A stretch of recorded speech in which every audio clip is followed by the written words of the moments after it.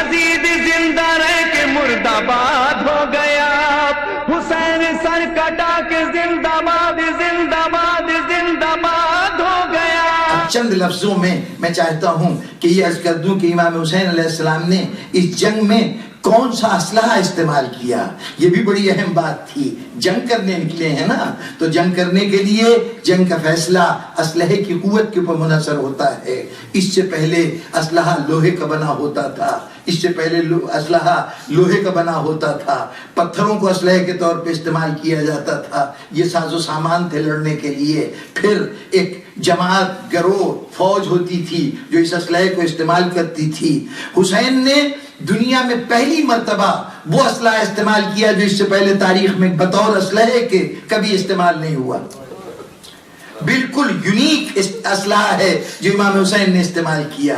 Unique جنگ تھی، منفرد جنگ تھی، اس لیے اس کے اندر جو ذرائع استعمال کیے گئے جنگ لڑنے کے وہ بھی منفرد تھے۔ اس سے پہلے کی جنگیں جو بھی کامیاب ہوتا تھا جنگوں میں وہ کن ذرائع سے ہوتا تھا؟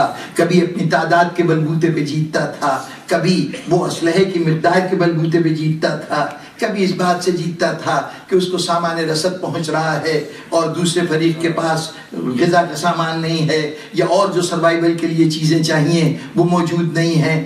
یہ سب وہ عوامل تھے کہ جس سے کامیابی حاصل ہوتی تھی۔ اقتدار ان کے سامنے کامیاب ہو جاتا تھا جو محکوم ہوتے تھے، فوج ان کے سامنے کامیاب ہو جاتی تھی جن کی تعداد نہیں ہوتی تھی، اسلحہ اس کے سامنے کامیاب ہو جاتا تھا جو نہتہ ہوتا تھا۔ اور پھر ہم نے کامیابی کی بہت سی علامتیں رکھی تھیں۔ ہم کہتے تھے اگر دشمن کا سر کاٹ دیا ہے تو سر کاٹنے والا کامیاب ہو گیا، سر کٹوانے والا ہار گیا۔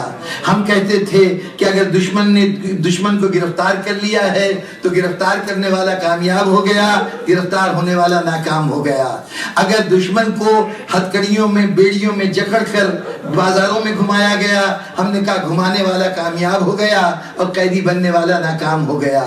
ہم نے عزت اور ذلت کی علامتیں مقرر کر دی تھیں کہ اگر گردنیں کاٹ رہا ہے تو یہ بڑے فخر کی بات ہے، گردنیں کٹ رہی ہیں تو یہ کمزوری کی علامت ہے، اگر کوئی قید کر رہا ہے تو بڑا طاقتور ہے، اور جو قید ہو رہا ہے وہ مجبور و بے بس ہے۔ ہم نے کہا کہ جس کی بازاروں میں تشہیر کی جا رہی ہے، جس کو بدنام کیا جا رہا ہے، تو بدنام کرنے والا اس مقام پہ ہے کہ وہ دوسرے کو بدنام کر سکتا ہے، اور ان بیچاروں میں تو اتنی بھی طاقت نہیں ہے کہ اپنا دفاع کر سکیں۔ چنانچہ ہمارے نزدیک چمکتی ہوئی تلوار فخر کی بات تھی، گرفتار کرنے کی ہتھکڑیاں اور بیڑیاں فخر کی بات تھیں، جو لے کے آئے جو پہنے ان کے لیے شرم کی بات تھی، ندامت کی بات تھی۔ چنانچہ ہم نے اپنی تمام فتوحات کا ان ذریعوں میں سے کسی ایک ذریعے سے، ان اسلحوں میں سے کسی اسلحے پہ بنیاد رکھی۔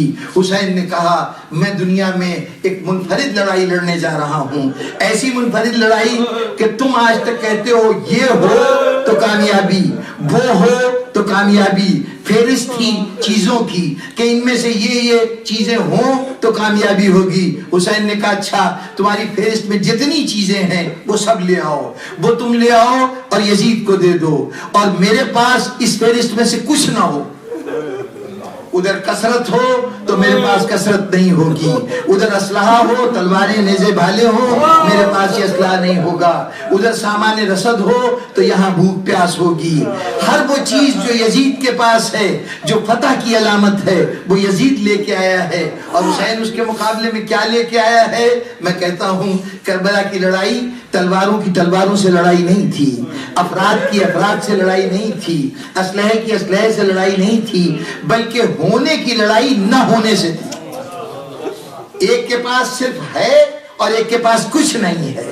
حسین نے کہا آؤ دیکھو، تم نے ایک اسلحے کو آج تک نہیں دیکھا، تم تشدد کے ان مظاہروں کو، اس کے اندر جو چیزیں کام آتی ہیں ان کو اسلحہ سمجھتے تھے، آؤ تمہیں بتاؤں ایک اسلحہ ہے جس کا نام مظلومیت ہے۔ وہ مظلومیت جس کو تم کمزوری سمجھتے ہو، جس کو ناطاقتی سمجھتے ہو، آؤ میں کربلا کو کمزوری کی بنیاد، اس مظلومیت کی بنیاد پہ جیت کے دکھاؤں گا۔ حسین نے ہونے کے تمام ذرائع کو نہ ہونے سے ٹکرا دیا، اور دنیا نے دیکھا کہ جہاں تھا وہاں کچھ نہیں رہا، اور جہاں کچھ نہیں تھا وہی آج سب کچھ ہے۔ یہ ایک عجیب و غریب واقعہ ہے جو کربلا کے اندر رونما ہوا. اب اپنی جگہ پر تفصیلی گفتگو ہے سامعین محترم. یہ عجیب بات ہے کہ انسانیت نے ہمیشہ ان لوگوں کو عزت و احترام کا مرکز قرار دیا جو اس ہونے والی فہرست میں تھے. جنہوں نے گردنیں کاٹی ان کو ہم نے فخر سے اپنا ہیرو بنایا. ہماری تاریخوں کے اندر چنگیز خان کا ذکر تو ملتا ہے. چنگیز خان جو گردن کاٹ کاٹ کے ان کا مینار بنایا کرتا تھا فتح کے لیے, ان میناروں کی بننے والی اینٹوں میں سے کسی کا نام بھی موجود نہیں ہے. مارے جانے والوں کا نام نہیں ہے, مارنے والے کا نام ہے. گرفتار کرنے والوں کا نام نہیں ہے, گرفتار کرنے والوں کا نام موجود ہے تاریخ میں, گرفتار ہونے والوں کا نام موجود نہیں ہے.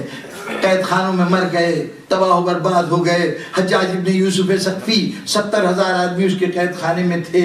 کیا نام تھا, کیا پتہ تھا؟ تاریخ نے ان کا ذکر نہیں کیا, ہاں حجاج ابن یوسف ثقفی کا ذکر کیا ہے.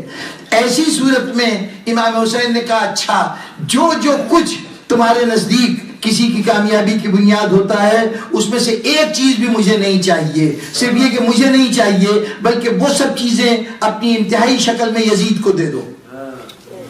ہر وہ چیز جو فتح کی بنیاد بنتی ہے وہ سب یزید کو دے دو, اور ہر وہ چیز جو شکست کا سامان ہوتی ہے وہ میرے حوالے کر دو. اب صرف جنگ ہو رہی ہے. کیا کہوں, ایسا لگتا ہے کہ اللہ نے ایک مرتبہ اعلان کیا تھا جاؤ الحق ذاق الباطل ان الباطل کان زہوقا. حق ظاہر ہوتا ہے تو باطل مٹ جاتا ہے, اس لیے کہ باطل تو ہے ہی مٹنے کے لیے. اس سے پہلے بدر بھی حق و باطل کی جنگ تھی, احد بھی حق و باطل کی جنگ تھی, خندق و خیبر بھی حق و باطل کی جنگ تھی, لیکن فوجیں فوجوں سے ٹکرائی تھیں.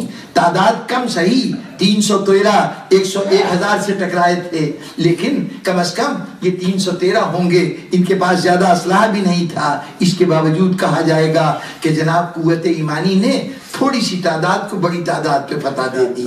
اس حد تک تو ہم مانیں گے, لیکن حق خالی حق ہو اور اس کے مقابلے میں باطل اپنی تمام قوتوں کے ساتھ حملہ آور ہو, ایسا کوئی مارکہ نہیں ہوا تھا. جب ایسا مارکہ نہیں ہوا تھا تو خدا کا یہ قول ثبوت کا محتاج تھا کہ کبھی ایک تو مارکہ ایسا ہو کہ جس میں ایک طرف باطل کے پاس ساری قوتیں ہوں جس سے کامیابی حاصل کی جا سکتی ہے, اور حق صرف حق لے کے کھڑا ہو, اس کے پاس کوئی چیز نہ ہو. یہ ادھار تھا قدرت کے اوپر کہ کوئی مارکہ ایسے زمانے میں ادا ہو. حسین نے کہا یہ مارکہ میں ادا کروں گا. یہ کربلا اللہ کے اس قول کی صداقت کے لیے دلیل بنا کہ آؤ دیکھو یہاں کچھ نہیں ہے.